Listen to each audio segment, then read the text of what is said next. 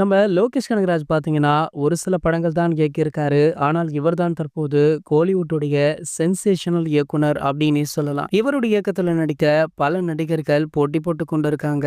கோலிவுட் மட்டுமல்ல, பாலிவுட், டோலிவுட் அப்டின்னு பலருமே தொடர்ந்து லோகேஷிடம் கதை கேட்டுட்டும் இருக்காங்களாம். ஆனா லோகேஷ் அவர்கள் பார்த்தீங்கன்னா, தற்போது சூப்பர் ஸ்டார் ரஜினிகாந்த் அவர்களை வைத்து கூலி அப்டின்ற திரைப்படத்தை இயக்கி முடிச்சுட்டாரு. படத்துடைய போஸ்ட் புரொடக்ஷன் பணிகள் தீவிரமாக செயல்பட்டும் வருது. இந்த நிலையில அவருடைய அடுத்தடுத்த படங்களிலுமே அவர் ஒரு பக்கம் கவனத்தை செலுத்திட்டு இருக்காராம். காரணம் என்ன அப்படின்னு பாத்தீங்கன்னா, லோகேஷ் அவர்களுடைய டீம் ரொம்பவே பெருசு. அது மட்டும் இல்லாம லோகேஷ் அவர்கள் எல்சியூ அப்படின்ற ஒரு விஷயத்த கிரியேட் பண்ணி வச்சிருக்காரு. அதனை ஒவ்வொரு ஹீரோவை வைத்து எடுத்து கரெக்டாக அந்த அனைத்து கேரக்டர்களையுமே ஒரே படத்துல வைத்து முடிக்கிற மாதிரி நம்ம லோகேஷ் அவர்கள் இந்த கான்செப்டை கிரியேட் பண்ணிருக்காரு. விக்ரம் படத்துல நடித்த கமல் அவர்கள், அதுல வர சூர்யா சாருடைய ரோலெக்ஸ் கேரக்டரும், கைதி திரைப்படத்துல இடம்பெற்றுள்ள கார்த்தி, லியோ திரைப்படத்துல இடம்பெற்றுள்ள நம்ம விஜய் சார் அப்படின்னு இவங்க அனைவருமே இந்த படத்துல வர கேரக்டர்கள் அடங்குவாங்க.